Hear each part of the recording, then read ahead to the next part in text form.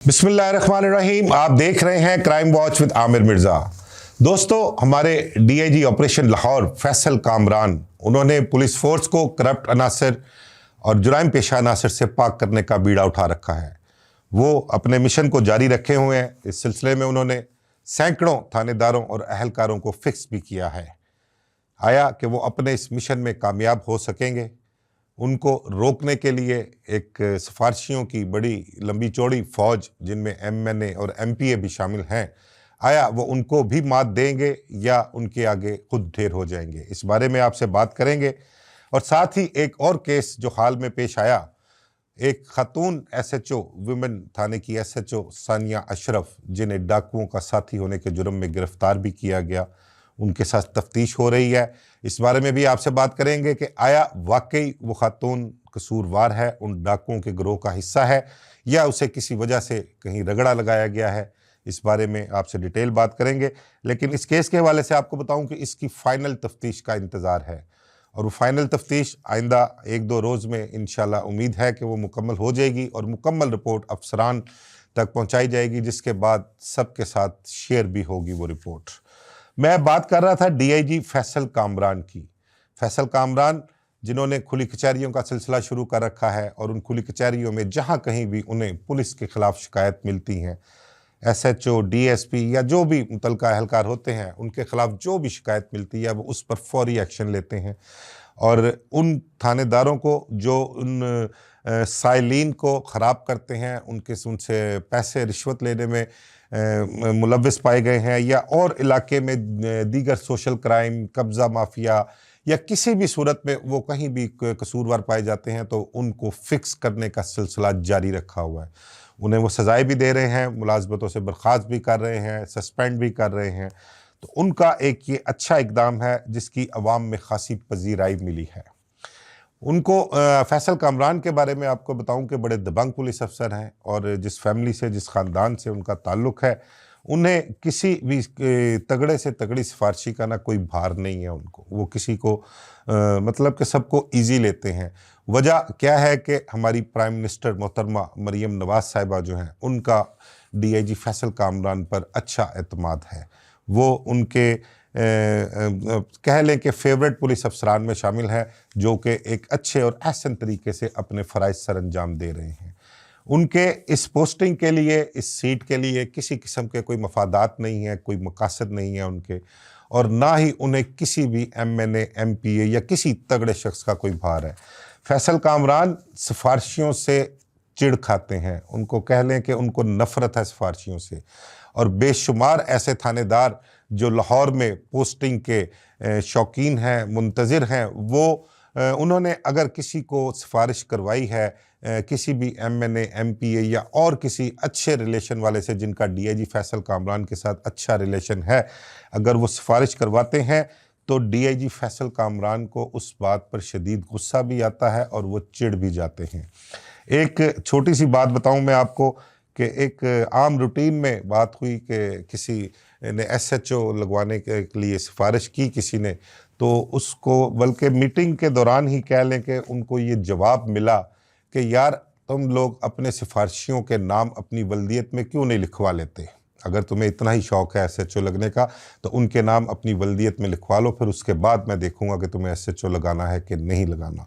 तो मेरे ख्याल से उन थानेदारों के लिए ये बड़ा एक करारा जवाब तो है, लेकिन एक डूब मरने का मुकाम भी है उनके लिए कि यार, वो लोग अपनी एसएचओशिप के लिए इस कदर मतलब के बॉटम लेवल पर चले जाते हैं कि वो किसी से भी किसी किस्म की भी सिफारिश करवा लेते हैं। अब यही एसएचओज़ हजरात जो सिफारिशों पर लगेंगे, उन्होंने डिलीवर क्या करना है, उन्होंने अपने इलाके की आवाम को क्या इंसाफ फराहम करना है। अब जो सिफारिश से, शौक़ से एसएचओ लगेगा, तो उसका मकसद तो सिर्फ पैसे इकट्ठा करना है, वो पैसे कमाने के लिए लग रहा है। और जिन सिफारशियों के कहने पर वो लगेगा, क्या उनके कहने पर वो अपने इलाके में जायज़ नाजायज़ उनके काम नहीं करेगा? बिल्कुल करेगा।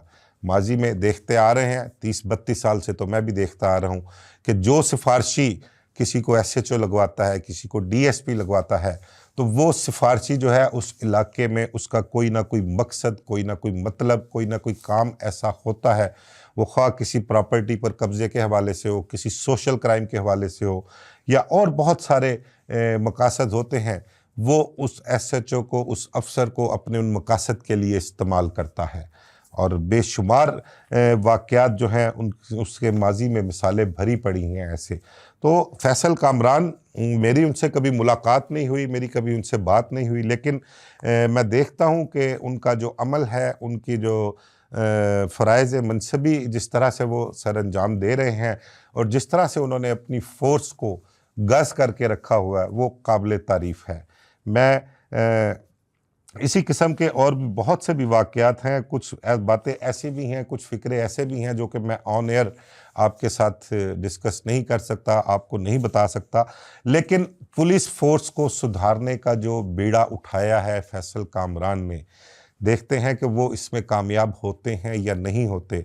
लेकिन मैं देख रहा हूँ, बल्कि कुछ 2-3 ऐसे वाक़यात मेरे सामने भी हैं कि लाहौर शहर के ही कुछ एमएनए और एमपीए भी हैं ऐसे जो उन्हें सिफारिश करने से कतराते हैं। बल्कि ऐसे पुलिस अफ़सर जो अपने सिफारशियों को कहते हैं कि हमें एसएचओ या हमारी पोस्टिंग करवाई जाए, तो वो अपने सिफारशियों को अब ये भी कहना शुरू हो गए हैं कि बराए मेहरबानी अगर सिफारिश करनी होगी तो किसी ऐसे अफ़सर को करना जो उन्हें बेइज्जत ना करे, जो उन्हें खरी-खरी ना सुनाए। यानी कि वो उनका कहने का मकसद होता है कि डीआईजी ऑपरेशन लाहौर को हमारे बारे में सिफारिश ना की जाए, अगर हमारी पोस्टिंग करानी है तो किसी और वाय से कराई जाए। इस बारे में आपको एक और बात भी बताऊं कि बहुत से ऐसे लोग भी हैं जिनके मोहतरमा वज़ीर आला साहिबा मरियम नवाज़ साहिबा के साथ मतलब के करीबी हैं, उनके सियासी हवाले से लाहौर शहर की बड़ी-बड़ी शख्सियात हैं, और उन्होंने मरियम नवाज़ साहिबा से गिला भी किया और उनको ये भी कहा कि डीआईजी ऑपरेशन फैसल कामरान जो है वो हमारे काम नहीं करते या हमें लिफ्ट नहीं कराते। तो उसके बदले में मैं आपको बताऊं, बजाय इसके कि मरियम नवाज़ साहिबा ने उनको कोई उनसी बाज़ पुर्स की हो या उनसे एक्सप्लेनेशन ली हो कि भाई क्या वजह है, क्या मामलात हैं, तो वो आगे से जो मेरी इतला है उसके मुताबिक डीआईजी ऑपरेशन को ना ये जो सिफारशी हैं ये व्हाट्सएप पे मैसेज कर देते हैं कि फ़लाँ काम है, फ़लाँ काम है, फ़लाँ काम है, और अगर वो काम नहीं करते तो यही लोग जो हैं वो जाकर उनकी आगे गिला शिकवा या शिकायत करते हैं। तो वो जो व्हाट्सएप मैसेज उनके पास महफूज होते हैं, तो वही मैसेज आगे मोहतरमा मरियम नवाज़ साहिबा तक भी जाते हैं कि भाई इन लोगों के ये काम है, ये गलत काम है, ये मैं नहीं कर सकता, और ये काम ना करने के गुस्से में, रंज में जो है मेरी शिकायत या मेरा गिला आप तक आता है। तो हमने देखा है कि फैसल कामरान एक अच्छे पुलिस अफसर हैं और वज़ीर आला मरियम नवाज़ की भी गुड बुक में हैं वो, और उनके एतमाद वाले अफसर हैं, और वो मरियम नवाज़ के जो हैं वो उनके काम से, उनका जो फ़राइज़ सर अंजाम दे रहे हैं वो उनसे मुतमईन भी हैं। फैसल कामरान के बारे में मैं अगर आपको बताऊं कि जितना मैं जानता हूं उन्हें, या जितना थोड़ा बहुत मुझे उनके बारे में इल्म है, उन्हें अपनी इस पोस्टिंग का कोई भार नहीं है कि अगर कोई उनका कोई तगड़ा सियासी शख्सियत या और कोई शख्स, उनमें कह लें कि बहुत से सहाफ़ी हज़रात भी हैं और कोई दूसरे शोबों से ताल्लुक़ रखने वाले भी हैं, कि अगर उनको हो कि भाई कहीं ये मुझे वहाँ आला हुकूमती शख्सियात से कहकर मेरी पोस्टिंग यहाँ से करवा दें, मुझे तब्दील करवा दें, तो उन्हें इस चीज़ का कोई भार नहीं है। उनका यहाँ पर लगने का ना कोई मकसद है, ना कोई मतलब है। उनका काम है कि सिर्फ़ अपने फ़राइज़ जो हैं वो सर अंजाम दिए जाएँ। उस पुलिस अफ़सर का जिस ख़ानदान से, जिस फैमिली से ताल्लुक़ है, उन्हें ना तो किसी किस्म का कोई भार है, ना किसी किस्म का कोई उन्होंने फ़ायदा लेना है, और बड़े अच्छी फैमिली से ताल्लुक़ है, बिज़नेसमैन घराने से ताल्लुक़ है। और मोस्टली मैंने देखा है कि इस सीट पर लगने वाले जो अफ़सरान होते हैं माजी में, उन्होंने बहुत से माली फ़ायदे भी हासिल किए हैं और ऐसे लोगों के साथ भी ताल्लुक़ात बनाए हैं जो उनको कहीं ना कहीं नवाजते रहे। लेकिन इनके हवाले से आपको बिल्कुल क्लियर कट बता दूं कि उन्हें ना तो किसी से किसी किस्म के कोई माली फ़ायदे की उम्मीद है, ना लालच है, और ना ही उनका कोई मकसद है, ना ही उनका कोई एजेंडा है। वो जितनी देर भी उनकी यहाँ पर पोस्टिंग है, उन्होंने जो काम करना है वो करना ही है और जो नहीं करना वो नहीं करना। तो फैसल कामरान ने बहुत से ऐसे लोगों को भी साइडलाइन किया है जो बड़े धड़ल्ले से काम करवाया करते थे, सिफारिशें किया करते थे, लेकिन वो भी अब कतराते हैं कि उनसे किसी किस्म की भी कोई सिफारिश की जाए। तो ये हमारे डीआईजी लाहौर फैसल कामरान हैं। और एक केस हाल ही में मैं आपको बताऊं कि हमारे लेडी वीमेन एसएचओ लिटन रोड हुआ करती थी सानिया अशरफ, वो भी उनको गुज़िश्ता दिनों गिरफ़्तार किया गया है। एक उनके पास से एक पिस्टल बरामद हुआ है 9 mm का। तो ये भी उनके डीआईजी फैसल कामरान के मिशन का ही एक हिस्सा है कि उन्होंने जो बीड़ा उठाया है कि जुराइम पेशा और करप्ट अनासर से लाहौर पुलिस को पाक किया जाए। तो ये एक डकैती की वारदात होती है कान्हा के इलाके में। वहाँ पर एक घर में को 7 डाकू जो हैं वो घुसते हैं, वहाँ पे लूट मार करते हैं, कैश और ज्वेलरी और दीगर अशिया लूट कर जब वो भागने लगते हैं तो उस घर का एक नौजवान उनके साथ मज़ाहमत करता है और उस मज़ाहमत में वो नौजवान गोलियां लगने से ज़ख्मी भी हो जाता है। अब ये जो डाकू वहाँ पर जाते हैं, ये किसी गाड़ी पर जाते हैं और उस रेजिस्टेंस के नतीजे में ये अपनी गाड़ी वहाँ पर छोड़कर फरार हो जाते हैं। वो गाड़ी पुलिस आती है, कब्जे में लेती है तो देखती है कि गाड़ी को एक ग्रीन नंबर प्लेट लगी हुई है और वो सरकारी अपना गाड़ी है। फिर वो चेक करवाते हैं तो पता लगता है कि असल नंबर प्लेट गाड़ी के अंदर मौजूद है, ये जाली नंबर प्लेट लगाई हुई है। वो ट्रेस करते हैं, लोग ट्रेस होते हैं तो एफआईआर दर्ज होती है। कहते हैं कि एफआईआर नामजद दर्ज होती है। उन डाकुओं को गिरफ्तार किया जाता है, उनकी रैकी की जाती है, उनको गिरफ्तार किया जाता है। गिरफ्तारी के बाद जब उनके साथ तफ्तीश होती है, तफ्तीश में बरामदगियाँ होती हैं तो डाकुओं का इंकशाफ ये होता है कि उन्होंने इस वारदात के बाद फलां घर में जाकर रकम जो लूट का माल था उसकी बंदर बांट की, उसकी आपस में तकसीम की और वो घर जो है वो हमारे थाना लिटन रोड की वीमेन जो एसएचओ थी सानिया अशरफ, उनका घर बताया गया है। उन्होंने ये भी कहा कि हमारा एक पिस्टल जो है वो सानिया अशरफ के पास है, उनके पास रखा हुआ है। तो पुलिस ने अच्छी तरह से तहकीक भी की, तफ्तीश भी की और फिर उन्होंने उस घर से जाकर उस पिस्टल को बरामद किया और उसके बाद उस लेडी एसएचओ को गिरफ्तार भी किया। तो ये एक सिलसिला अभी चल रहा था। तो एक छोटा सी चीज़ मैं इस हवाले से शेयर करूं कि सानिया अशरफ जो एसएचओ लिटन रोड थी वीमेन पुलिस स्टेशन की, वहाँ पर हमारे एक खातून सियासी शख्सियत हैं, उनके ऑफिस से एक खातून को थाने भिजवाया गया। उसको वहाँ पर अच्छे से एंटरटेन नहीं किया गया था, उसको प्रॉपर रिस्पांस नहीं मिला। उस खातून ने जाकर दोबारा उस ऑफिस में जहाँ से उसको भिजवाया गया था वहाँ शिकायत की और वहाँ से फिर अफसरान को जो है उस एसएचओ के बारे में शिकायत की गई कि ये इस तरह सा इनका बिहेवियर है, विमेन पुलिस स्टेशन वालों का, वो सही तरीके से डील नहीं करते या काम नहीं किया। तो उसके बाद सानिया अशरफ को वहाँ से क्लोज़ कर दिया गया था। अभी उसको क्लोज़ किया ही था कि उसके फौरी बाद ही जो है ये एक डाकुओं वाला सिलसिला शुरू हुआ और सानिया अशरफ से जो पिस्टल बरामद हुआ और वो जो उनकी गिरफ्तारी हुई, ये उसके फौरी बाद का सिलसिला है।